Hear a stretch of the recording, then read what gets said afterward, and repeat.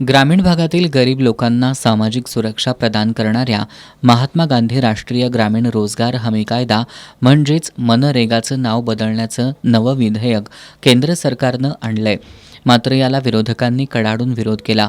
मनरेगाचं नाव बदलण्याच्या विरोधात आज कोल्हापुरातील पापाची तिकटीमधील राष्ट्रपिता महात्मा गांधी पुतळ्यासमोर आम्ही भारतीय लोक यांच्या वतीनं गांधी टोपी परिधान करत आत्मक्लेश आंदोलन केलं. यावेळी महात्मा गांधी जिंदाबाद, भारतीय संविधान जिंदाबाद अशा जोरदार घोषणा देण्यात आल्या. अनेकांनी केंद्र सरकारवर कडाडून टीका केली. यावेळी बोलताना आमदार सतेज पाटील यांनी महात्मा गांधींचं नाव त्यांच्या आठवणी पुसण्याचं पाप भाजप सरकार करत असल्याची टीका केली.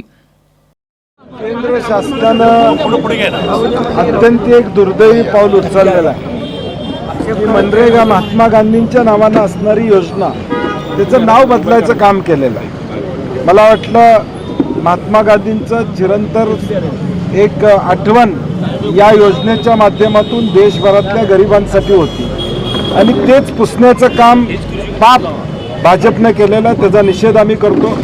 सभागृहामध्ये पण विरोधी पक्षाच्या सगळ्या खासदारांनी हे बिल जॉईंट सिलेक्शन कमिटीकडे पाठवा अशा पद्धतीची मागणी केलेली आहे. परंतु एक बहुमताच्या जोरावर या देशात आम्ही काही करू शकतो अशा पद्धतीचं नियोजन भाजपचं चालू आहे. त्याचा निषेध आम्ही करतो. शिवसेना ठाकरे गटाचे सहसंपर्क प्रमुख विजय देवणे यांनी सध्याचं सरकार पंडित नेहरू, इंदिरा गांधी, महात्मा गांधी यांची नावं बदलण्याशिवाय दुसरं काही करत नसल्याचा आरोप केला. हुकुमशाही आणणारं हे सरकार आहे. जाती धर्माची उदात्तीकरण केलं जातंय. भांडणं लावण्याचं काम खलनायक अमित शहा करत असल्याचा आरोप देवणे यांनी केला. डॉक्टर उदय नारकर यांनी राष्ट्रीय प्रतीक पुसण्याचं काम सुरू असल्याची टीका केली.